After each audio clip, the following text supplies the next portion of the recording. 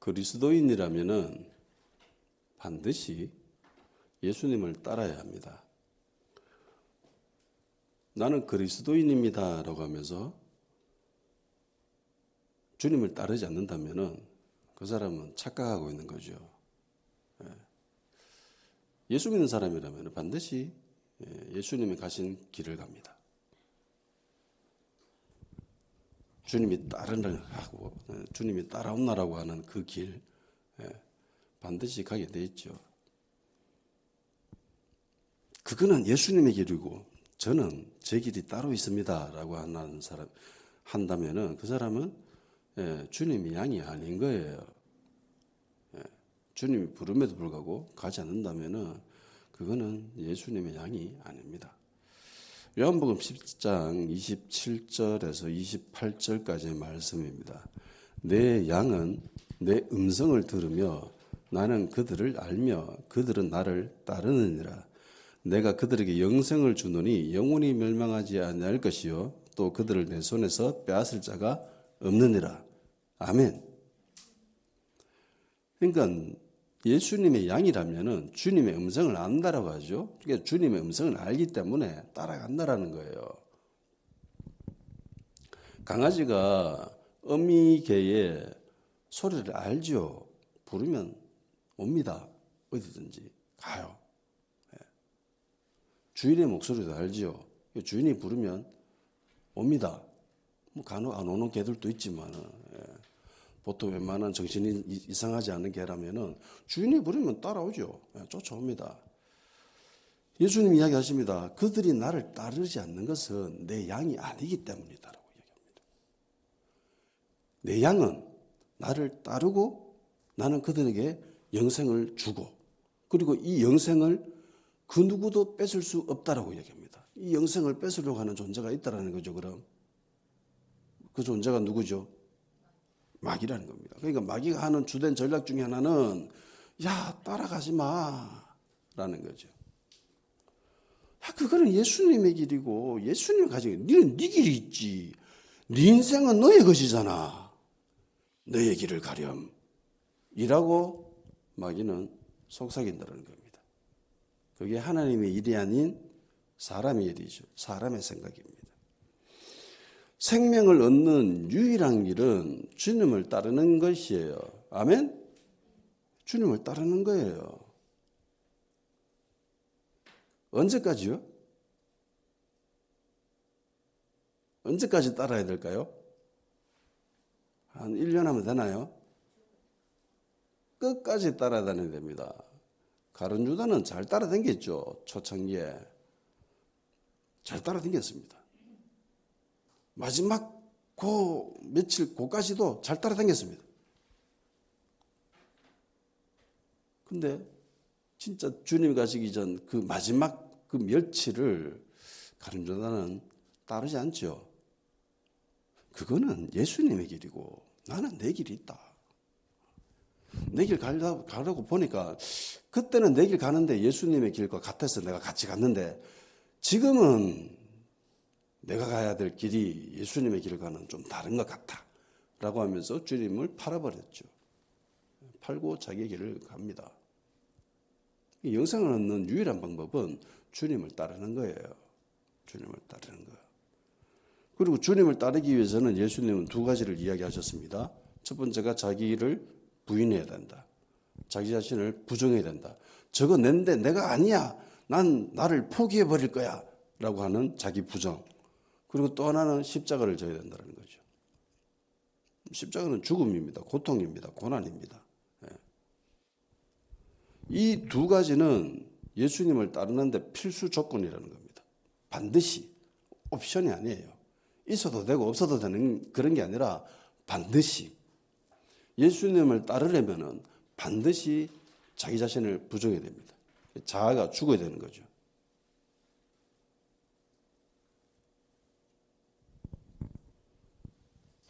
예수님 가는 길 보니까 너무 힘들어 보입니다. 나 저거는 좀 힘들 것 같아요. 내가 다른 데는 다 가더라도 내가 조길만은 내가 좀 힘들 것 같네요. 이기 말고 나 좀 돌아갈게요. 좀 돌아가지고 저 끝에서 다시 봅시다. 이게 된다는 소리, 안 된다는 소리야? 안 된다는 겁니다.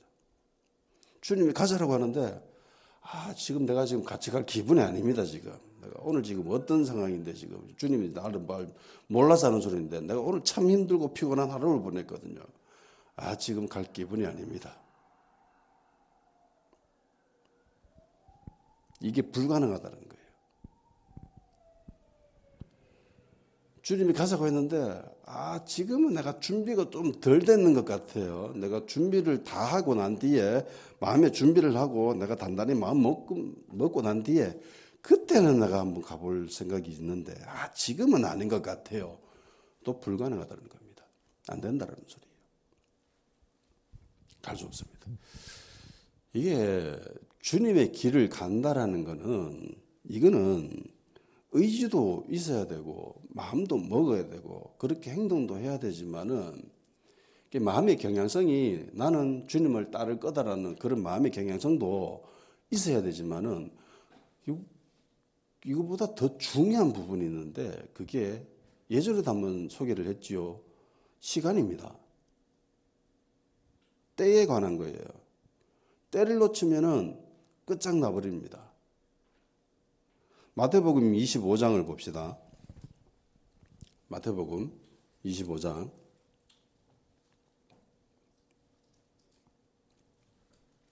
마태복음 25장 5절에서 13절까지를 한번 읽어봅시다. 5절에서 13절 시작.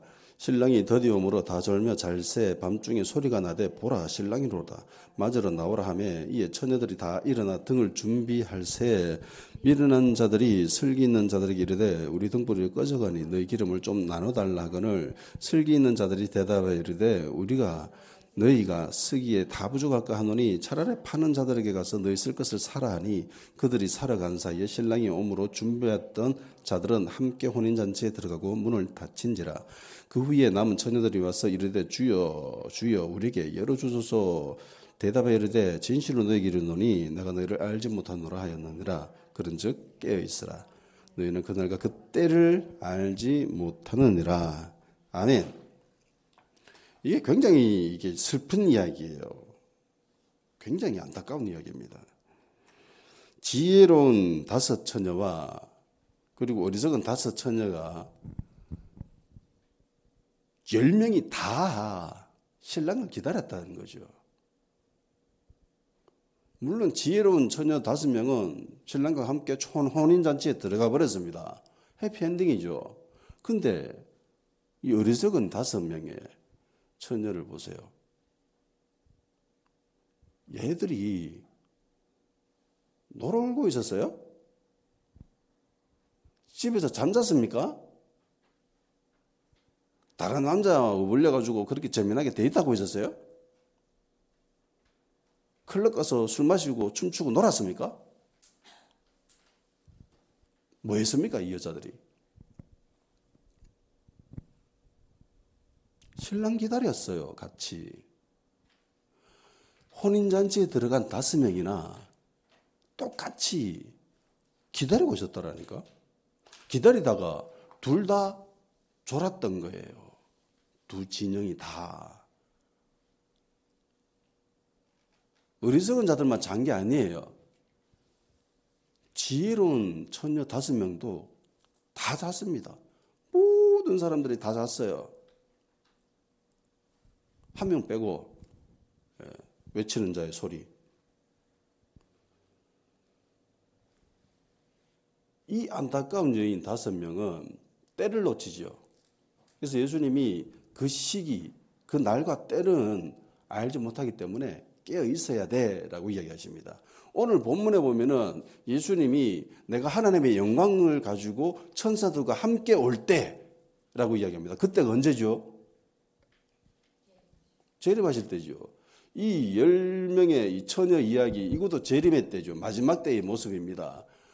그러니까 주님의 길을 가는 거, 주님을 따를 때에 내가 이때까지는 잘 따라왔는데 내가 잠시 한 1시간 정도 내가 좀 딴 것 좀 하고 올게요. 라고 했는데 그때 주님이 올 수 있는 거예요? 없는 거예요? 그때 올 수 있는 겁니다. 그러니까 예수님이 늘 깨어 있으라는 거죠. 도저히 알지 못하기 때문에. 다섯 이 어리석은 처녀 입장에서 한번 생각해 보세요. 예수님 문 좀 열어줘야 되지 않아요? 내가 이때까지 집에서 놀아는 것도 아니고 다른 남자 만나고 좋아서 그렇게 놀아는 것도 아니고 내가 이때까지 예수님 같이 기다렸습니다. 같이 등불에 기름 있을 때 그때 오셨으면 됐잖아요. 라고 충분히 이야기할 수 있죠. 인간적인 관점에서 봤을 땐 그렇지 않아요? 연예인들이 놀아는 것도 아니고 주님 기다렸대. 같이 예배드리고 같이 기도하고 같이 찬양하고 같이 교회 생활하고 헌금 드리면서 그렇게 잘했다라는 거예요. 근데 왜 못 들어갔습니까? 천국 잔치에 하나밖에 없습니다. 기름이 없어가지고 잠깐 기름 사러 간 거예요. 잠깐 자리 비운 거예요. 근데 못 들어가죠.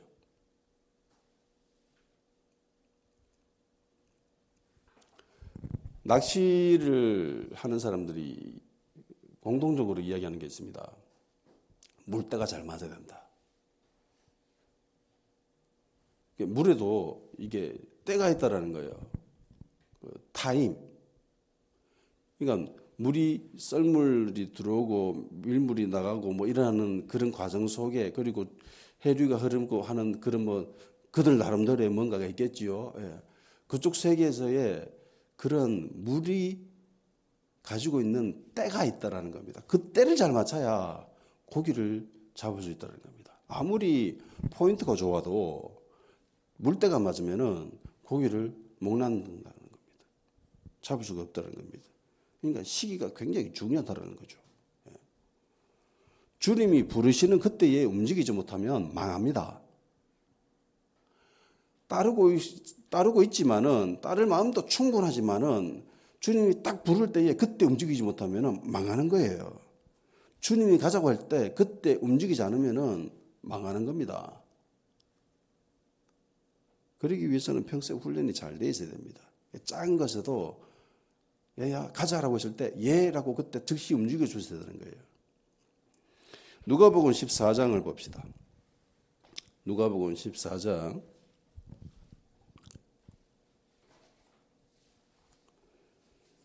16절에서 27절까지 말씀 봅시다. 누가복음 14장 16절에서 27절까지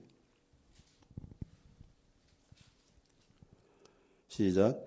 이르시되 어떤 사람이 큰 잔치를 베풀고 많은 사람을 청하였더니 잔치할 시간에 그 청했던 자들에게 종을 보내 이르되 오소서 모든 것이 준비되었나이다 하매 다 일제하게 사용하여 한 사람이 이르되 나는 밭을 샀으며 아무래도 나가보아야 하겠으니 청한 나를 양해하도록 하라 하고 또 한 사람은 이르되 나는 소 5개를 샀으며 시험하러 가니 청컨대 나를 양해하도록 하라 하고 또 한 사람은 이르되 나는 장가들었으니 그러므로 가지 못하겠노라 하는지라 종에게 돌아와 주인에게 그대로 구하니 이에 집주인이 노하여 그 종들에게 이르되 빨리 시내 거리와 골목으로 나가서 갓난 자들과 몸 불편한 자들과 명인들과 정인 자들을 데려오라 하니라.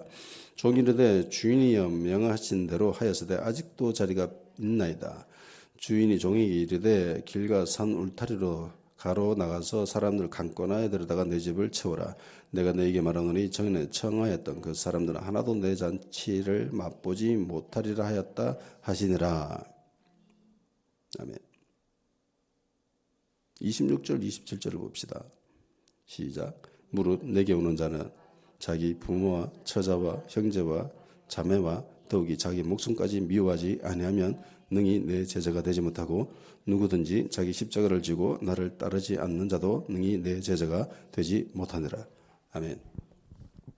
이거 오늘 본문 말씀과 똑같죠? 그런데 이 앞에 무엇을 이야기합니까? 때를 이야기하고 있습니다. 시기를 이야기하고 있습니다. 이 천국 잔치에 참여해 혼인 그 잔치를 열려고 준비한 이 주인 이미 사람들한테 명단을 보내죠. 예. 우리처럼 야 잔치 정해져서 오세요라고 아무나 이렇게 초대하는 게 아닙니다. 얘네들은 자리가 정해져 있어요. 그러니까 잔치에 참여하는 사람 숫자에 맞게끔 잔치가 준비되어 있습니다. 그러니까 미리 가서 물은 거죠. 당신 잔치 여는데 참석하실 겁니까? 파티 여는데 참석하실 거예요? 그러면은 예, 참석하겠습니다. 라면은 미리 준비를 해 놓는 거죠. 처음에 이 사람들이 이 파티 열었을 때 파티 참석하겠다는 소리예요? 참석하지 않겠다는 소리입니까? 하겠다는 거죠. 근데 얘네들 하나같이 잔치에 참석하지 않습니다. 파티 참석하지 않습니다. 왜 그렇죠? 뭐 다 각자 나름의 이유가 있습니다. 예, 밭을 샀고, 예, 소를 샀고, 뭐 장가를 들어가지고 안 된다. 양해하도록 하라. 용서해 주십시오. 라면서 거절하는 거죠. 만일에 밭을 산 지 좀 지나고 난 뒤에 불렀으면은 이 사람이 이 잔치에 참여할 가능성이 많겠죠. 신혼 시기가 지나고 난 뒤에 잔치를 열었습니다. 아주 지루하고 따분하고 별 볼 일 없을 때 잔치 참석하라고 사람을 보냈습니다. 그러면 이 사람은 잔치 참여할까요? 참여하지 않을까요? 참여하겠죠. 다른 일이 없으니까. 자기 일 중에 중요한 일이 없으면 참석하겠죠. 근데 이 사람들은 다 하나같이 참석하지 않습니다. 왜냐하면 중요한 일이 있거든요. 자기가 생각할 때 중요한 일이 있거든. 잠시 참석한다고 이야기는 했지만 그보다 잔치에 참석하는 것보다 더 중요하고 더 좋아 보이고 자기에게 더 유익이 되는 일이 지금 눈앞에 있기 때문에 이거 먼저 하겠다는 소리죠. 근데 그 길을 갈 마음은 충분히 있지만은 지금은 아니라는 거지. 지금은. 내가 얼마든지 갈 마음은 있다니까. 내가 안 간다는 소리는 내가 아니잖아. 내가 가지만은 지금은 내가 중요한 일이 있다고. 아주 중요한 일이. 이거 교회 안에서 많이 보는 모습 아닙니까? 이거 우리의 모습 아닌가요?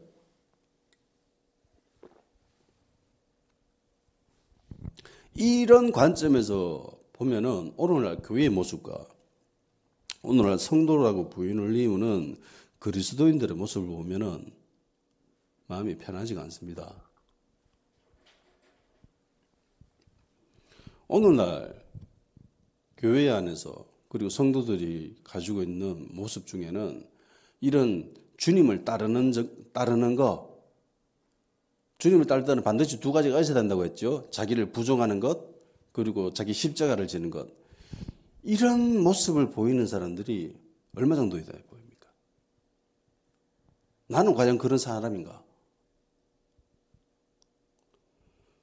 대부분의 교회에 있는 사람들은 이런 모습을 가지고 있는 것은 일부의 믿음이 아주 특출한 몇 명의 사람들만이 가져야 될 것이라고 생각하는 경향성이 꽤 많습니다.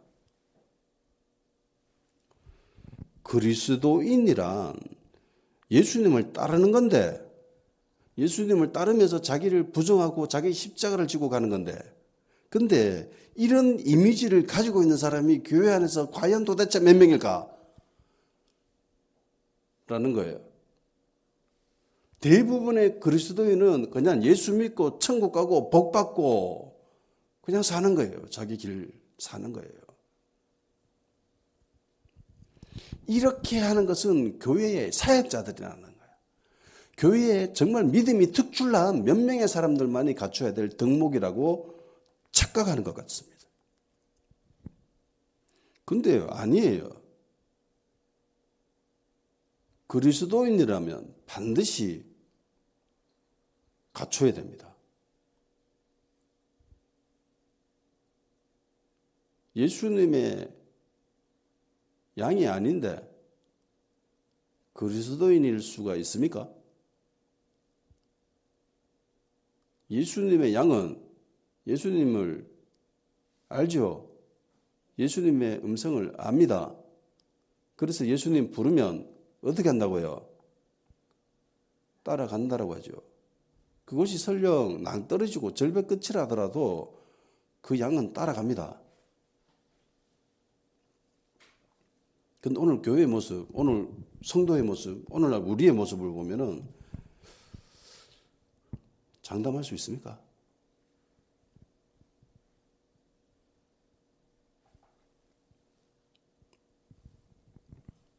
주님을 못 따르면은 영생을 놓쳐버리게 됩니다. 예수님이 이어서 이렇게 얘기하시죠. 38절에 이렇게 얘기합니다. 누구든지 이 음란하고 죄 많은 세대에서 나와 내 말을 부끄러워하면 인자도 아버지 영광으로 거룩한 천사들과 함께 올 때에 그 사람을 부끄러워하리라. 자, 부끄러워한다라고 얘기합니다.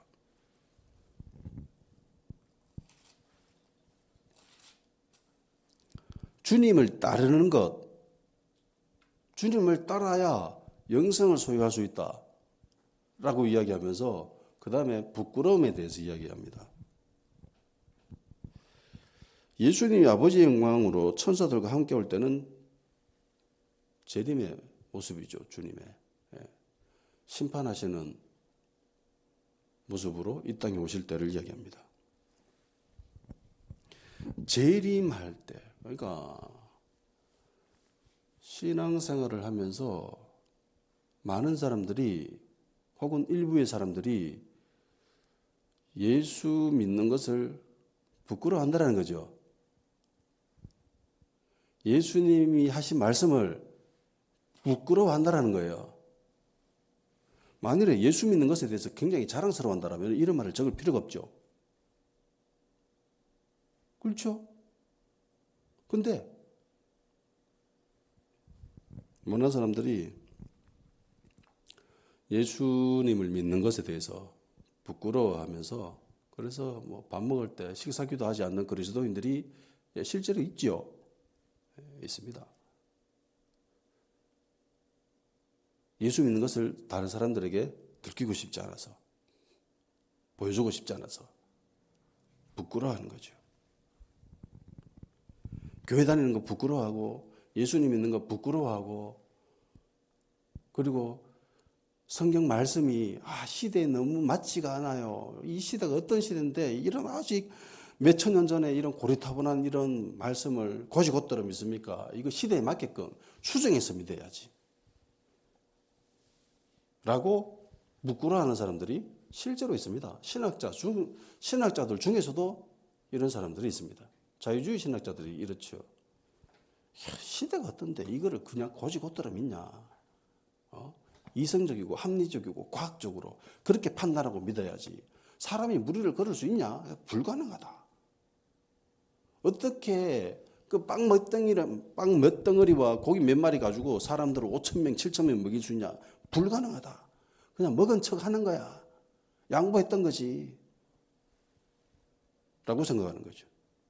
네. 합리적이고 이성적이고 과학적이 논리적이 그렇게 생각하며 말씀을 있는 그대로 받아들이지 않고 부끄러워하죠. 세상의 논리와 세상의 이념에 맞게 적절하게 섞어가지고 짬뽕을 만들어줘. 봐라, 얼마나 맛있는 짬뽕이 되었느냐 이러면서. 주님은요, 이런 사람을 음란하다라고 얘기합니다. 음란하다. 하나님과 이스라엘의 관계는 혼인관계죠. 혼인관계입니다. 구약의 이스라엘과 하나님의 백성은 하나님과 이스라엘 백성들은 혼인관계였습니다. 이게 신약으로 넘어오면서 이제는 이 관계가 교회와 예수님의 관계가 되죠. 그래서 계시록에 보면은 신랑이신 예수님이 나오고 그리고 신부인 교회가 등장합니다. 지금 교회와 예수님은 신랑과 신부의 관계죠. 혼인관계입니다. 혼인관계인데 이것을 혼인관계를 허물어뜨리는 것이 바로 음란죄지요. 신부에겐 신랑이 있습니다. 그리고 신부는 신랑을 바라보고 신랑만 사랑해야 됩니다. 그죠? 근데 신부가 딴 남자와 눈이 맞은 거예요. 딴 남자에게 마음이 뺏기고 그 남자와 성적 관계를 맺습니다. 이게 음란이죠. 음란. 그러니까 음란한 사람은 어떤 사람이 되냐면은 자기 자신을 부정하지 않고 자기 십자가를 지지 않고 주님의 길을 따르지 않는 사람이 음란한 사람입니다. 성경에서 이스라엘 백성들을 향해서 너희들이 음란하다라고 이야기하는 것은 이건 영적인 의미를 이야기합니다. 다른 말로 우상 숭배라고 하죠. 하나님이 분명히 계시는데 하나님만을 섬겨야 되는데 다른 신을 섬기는 거죠.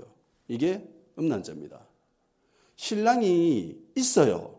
하나님이 있습니다. 하나님을 섬겨요. 그런데 다른 신도 섬기는 걸 음란죄라고 합니다. 이걸 우상 숭배라고 합니다. 하나님을 아예 포기해버리고 노골적으로 하나님은 아예 제껴버리고 이방 신만 섬기는 그런 경우는 별로 없었습니다. 겸하여 섬겼던 거예요. 겸하여서. 하나님도 섬기고 요때는 이방 신이 더 잘 어울리는 것 같아. 요때는 요 신도 섬기고. 요게 음란죄예요. 내가 주님의 길도 가지만 요때는 주님의 길보다는 요 길이 더 좋은 것 같아요. 요게 음란죄라는 겁니다. 요게 우상 숭배라는 겁니다. 골로새서 3장 5절 그러므로 땅에 있는 지체를 죽이라 곧 음란과 부정과 사욕과 악한 정욕과 탐심이니 탐심은 우상 숭배되라. 그러니까 우상 숭배는 뭐 때문에 한다고요? 탐심, 욕심 때문에 한다는 거예요. 욕심 때문에. 왜 주님의 길을 못 따라가죠? 욕심 때문에. 잔치에 참여하려고 하는 이 사람들이 뭐 때문에 안 갑니까? 자기 욕심 때문에. 잔치에 참석하는 것보다 요거 하는 게 더 자기에게 유익이기 때문에.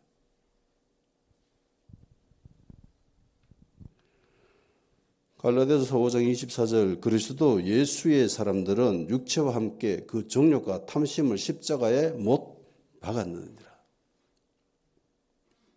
예수의 사람, 그리스도 사람 어떻게 했다고요? 정욕과 탐심을 십자가에 못 박았다라고 합니다. 이게 십자가 지는 거죠. 자기 부정하는 겁니다. 그리스도인들 중에 일부의 사람, 뭐 목사님이나 뭐 장로님이나 뭐 믿음 좋은 몇몇 사람들이 하는 게 아니라 사역자들만 하는 게 아니라 그리스도인이라면 누구나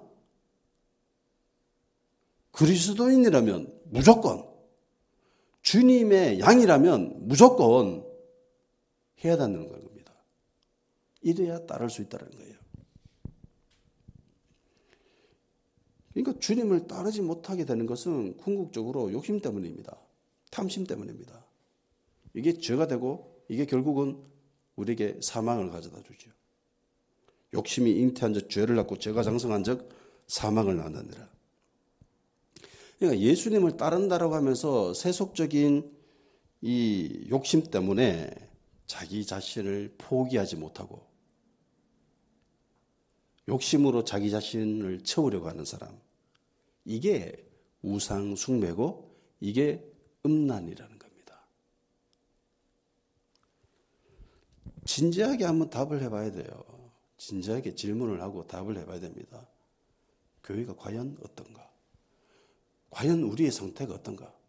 만일에 학생이 시험을 치지 않으면 자기 수준이 얼마인지 어느 정도인지 알지 못하죠. 나는 수학을 정말 잘해 라고 생각하고 있었어. 그런데 막상 시험 쳐보니까 뭐 60몇 점이야. 지 수준을 모르는 거지. 나는 수학을 정말 잘하고 있는 거야. 지 수준도 알지 못하고 껄쭉대다가 시험 한번 쳐봤는데 63점이야. 파악하는 거죠. 아, 내가 수학을 못하는구나. 정신 차려야지. 이걸 깨닫게 된다는 겁니다. 마찬가지로 그리스도인들도 테스트를 해봐야 돼요. 너희들의 믿음을 그 상태를 점검해봐라고 이야기하죠. 과연 교회가 이 부분에서 자유할 수 있을까? 장담할 수 있을까? 과연 우리가 장담할 수 있을까? 심각하게 질문해보고 답을 해봐야 되는 겁니다. 음란한 사람들의 특징이 우상숭배한다라고 하죠. 그리고 예수님의 말씀을 그리고 예수님을 부끄러워한다라고 합니다. 부끄러워한다. 교회 다니는 걸 쪽팔려 한다는 거예요. 예수님인 걸 창피해야 한다는 겁니다. 자랑스러워하는 게 아니라 뭐 어떤 때는 자랑할 수도 있겠죠. 모든 사람들이 다 예수 믿고 있는 상황이라면 이 사람이 예수 믿는 것에 대해서 부정하지 않을 겁니다. 자랑스러워할 수도 있어요. 그렇지만 환경이 그렇지 않는 곳에 있을 때는 이 사람 얼마든지 언제든지 부끄러워해 줄 수 있다는 겁니다. 부모는 자식을 부끄러워하지 않습니다. 정상적인 부모라면. 수학 63점 받아도 절대로 부끄러워하지 않죠. 자랑스러워합니다. 수학을 빵점 맞아도 자랑스러워합니다. 왜? 자기 자녀니까, 내 새끼니까. 정상적인 관계라면은, 부모와 자식 간의 정상적인 관계라면은, 이렇죠. 부끄러워하지 않습니다. 어디를 가든지 이 아이는 내 딸이에요. 이 아이는 내 아들이에요. 라고 자랑스럽게 이야기합니다. 누구를 만나든.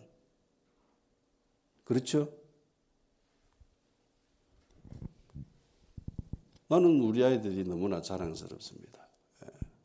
너무너무 이쁘고 얼마든지 누구를 만나든지 자랑을 합니다.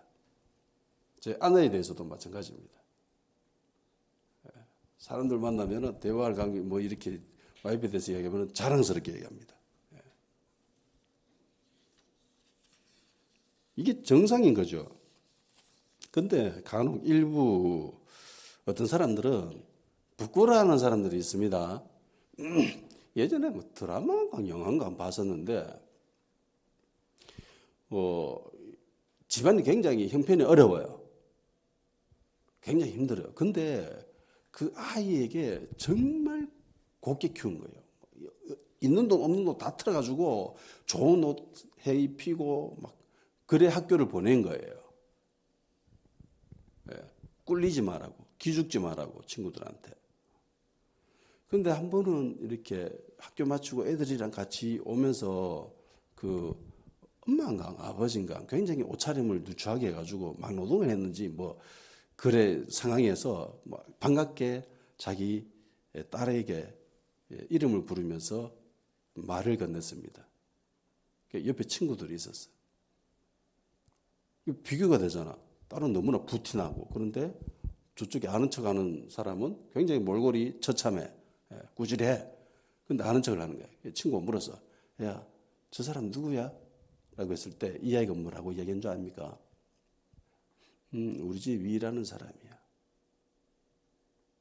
자기 아빠인데 자기 엄마인데 우리 집이 일하는 사람이야.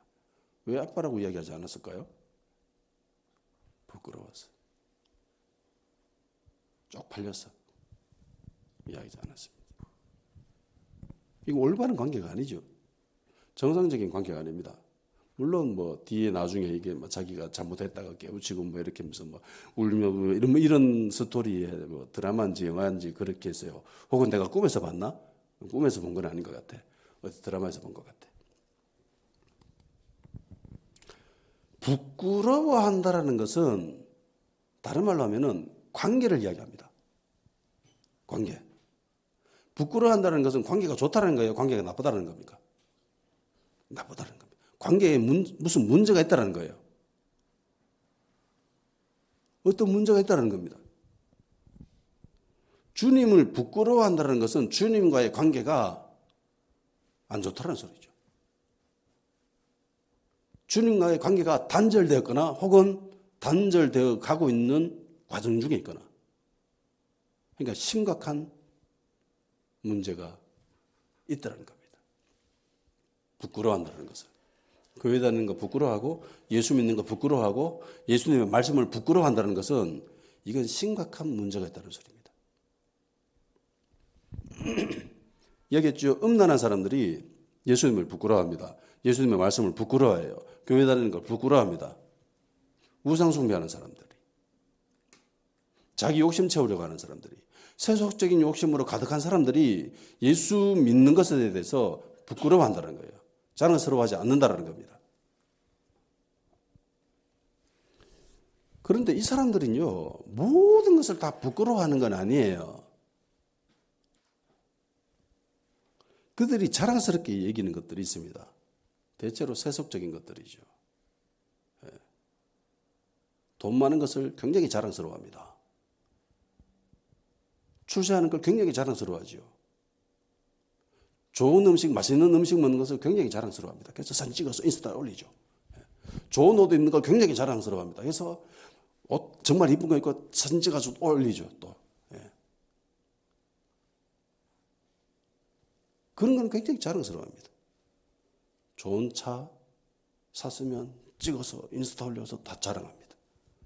시계 샀으면, 명품 시계 샀으면 또 그게 또 사진 찍어서 또 인스타 올리고 또 자랑하고. 아파트, 통장, 잔고 뭐 이런 건 굉장히 자랑스러워합니다. 주식에서 얼마 벌었다.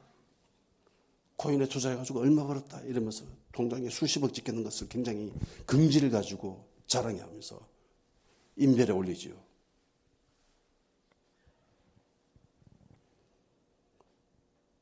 세상에서 좀 유명하다고 하는 뭐 연예인들이나 이런 사람들 만나면 사진 한 장만 찍어요. 사진 찍어서 또 올리죠. 그런 거 굉장히 자랑스러워합니다. 그런데 반대로 교회 다니는 거, 예수님 믿는 거, 주님 말씀 이런 것들은 상대적으로 부끄러워합니다. 이게 반드시 비례가 됩니다. 세속적인 것들을 자랑하면 자랑할수록 반드시 영적인 것에 하찮게 되어지고 부끄러워하고 쪽팔리게 되어 있습니다. 반대로 영적인 것에 굉장히 큰 비중을 두고 여기 가치를 두고 이것을 자랑하면요 세속적인 것을 하찮게 여깁니다. 이건 반드시 이렇게 돼요. 둘 다 자랑할 수 없습니다. 너희들이 하나님과 재물을 겸하여 섬길 수 있다 없다? 없다. 불가능하다는 거예요. 바울이 이렇게 얘기합니다. 빌립보서 3장 8절에 또한 모든 것을 해로 여김은 내 주 그리스도 예수를 아는 지식이 가장 고상하기 때문이라. 내가 그를 위하여 모든 것을 잃어버리고 배설물로 여김은 그리스도를 얻고. 그러니까 바울은 당시 유대 사회에서 최고 학벌입니다. 가말리엘 문화성으로서 정말 요즘 우리나라로 치면은 서울대급이죠. 하버드급입니다. 최고의 지식을 소유하고 있는 사람이 바울이에요. 그런데 자기가 이때까지 습득했던 그 모든 지식을 뭐라고 합니까? 배설물이라고. 배설물은 똥오줌이죠. 똥이라는 거예요. 자기가 이때까지 뵀던 그 모든 것이 사람들이 최고라고 쳐주는 그 학문이 똥이라는 거예요.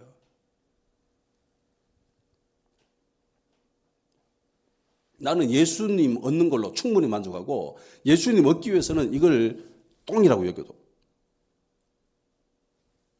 이건 똥이야. 그래야 예수님을 얻을 수 있다는 겁니다.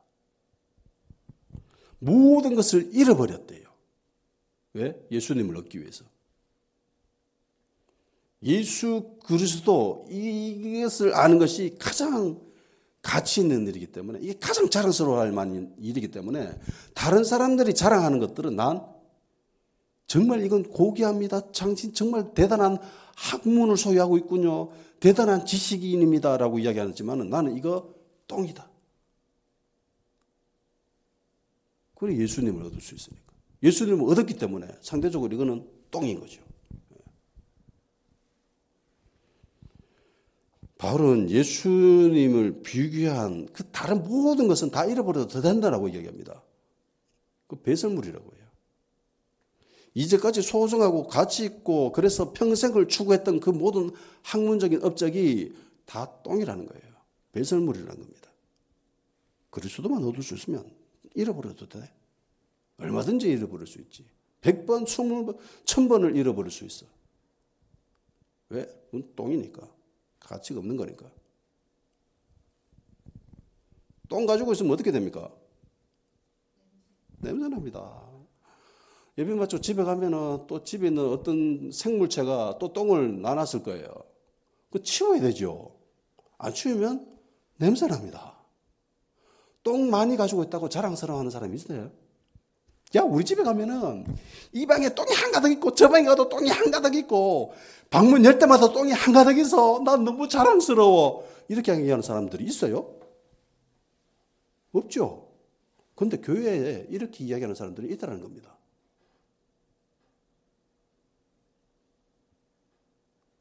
영적인 의미에서 볼 때 이렇게 똥 많이 가지고 있다라고 자랑하는 사람들이 교회 안에 많다라는 거예요.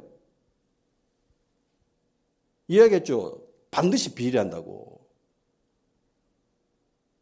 세속적인 것을 자랑하면은 부끄러워하게 됐다는 겁니다. 예수님 믿는 것을, 하나님 말씀을.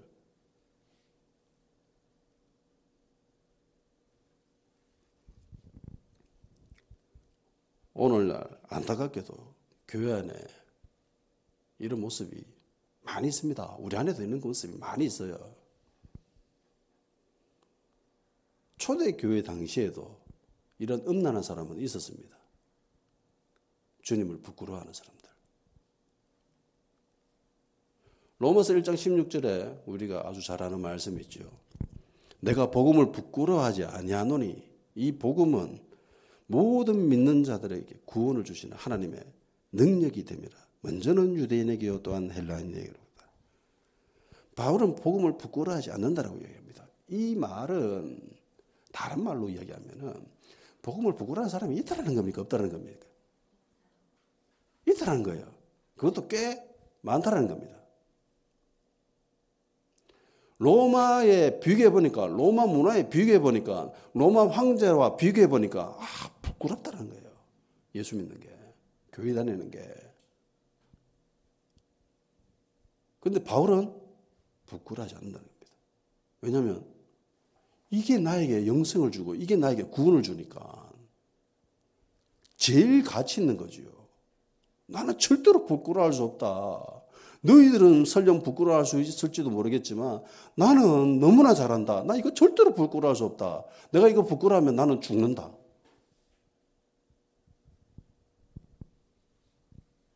바울은 의도적으로 자랑합니다. 대놓고 자랑하죠. 갈라디아서 6장 14절 그러나 내게는 우리 주 예수 그리스도의 십자가 외에 결코 자랑할 것이 없으니 그리스도로 말미암아 세상이 나를 대하여 십자가에 못 박히고 내가 또한 세상을 대하여 그러하니라.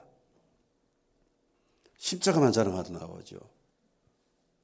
그리고 세상적으로 자랑할 만한 것들 십자가에 못 박아버렸다고 합니다.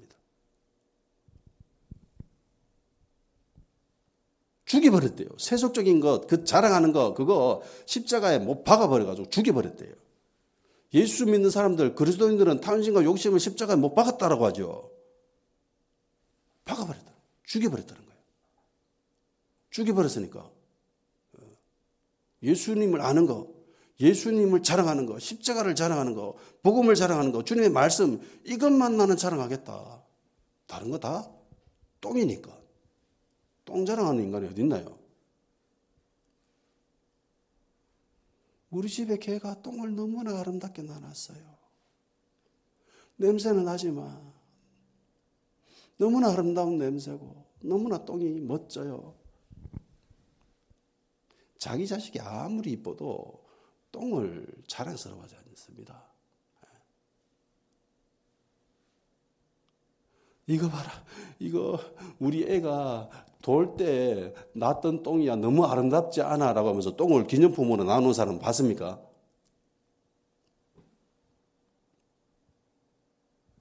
베네 쪼가리 같은 거 그런 것들은 기념품으로 해놓은 사람들이 있지만 그리고 간혹 그 치아가 연구치 날 때 유치를 보관하는 사람들도 있죠. 배꼽 떨어져 나갔을 때 그것도 보관하는 사람들이 있습니다. 근데 똥을 보관하고 있는 사람은 없습니다. 똥이니까. 똥은 치워야 돼요.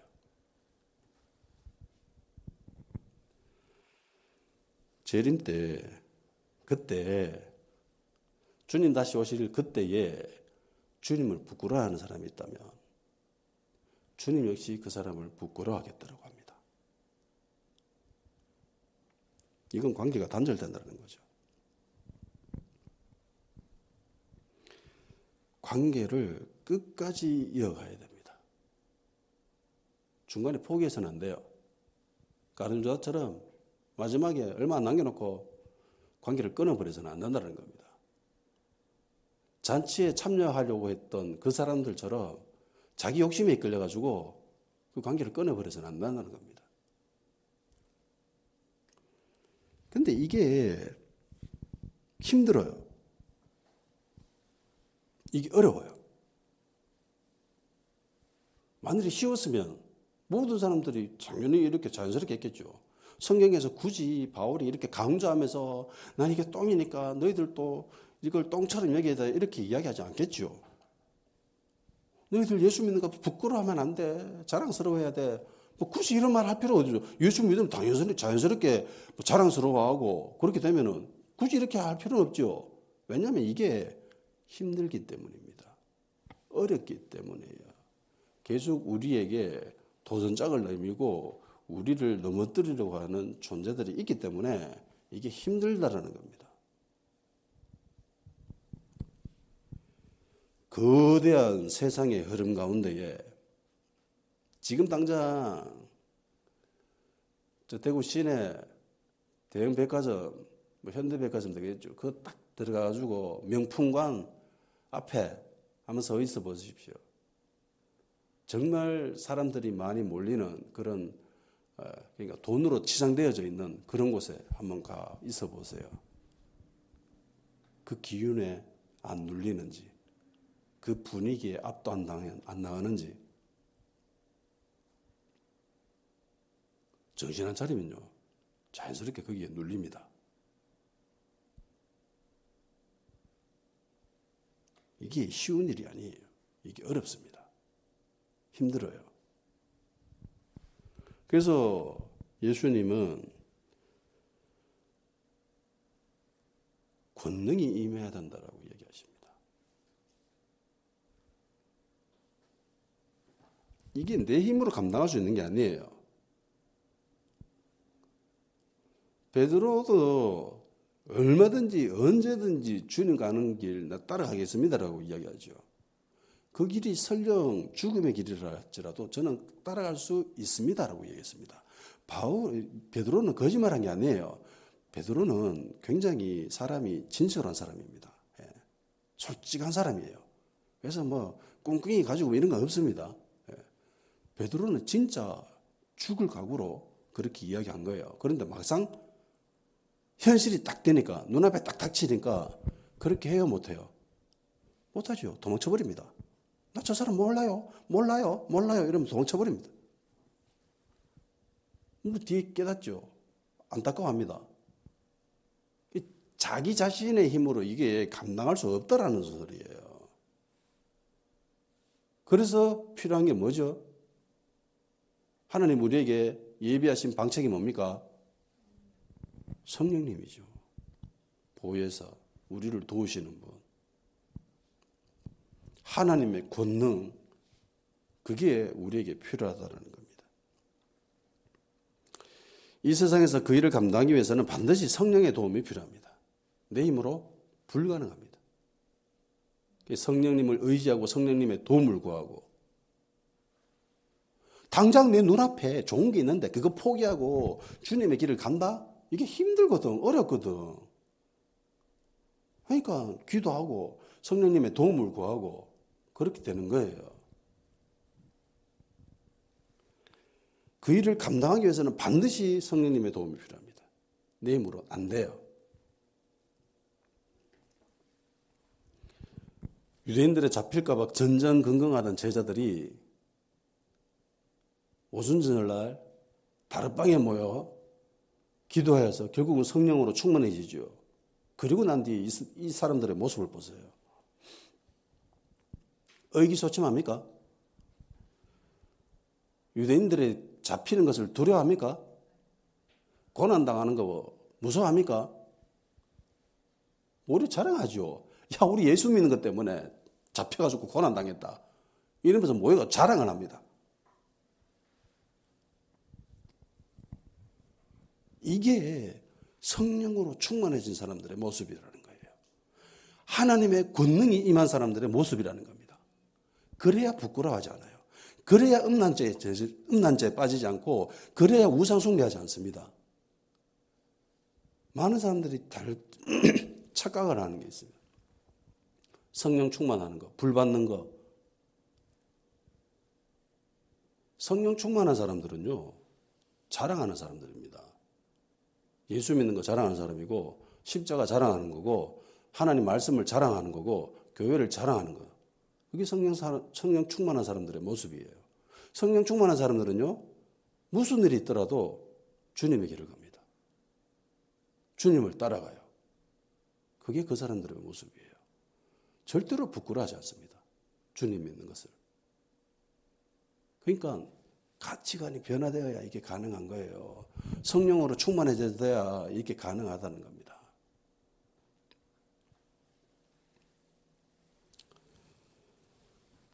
아직 내 안에 부끄러워하는 모습이 있다면은 성령님께 도움을 구해야 되겠죠.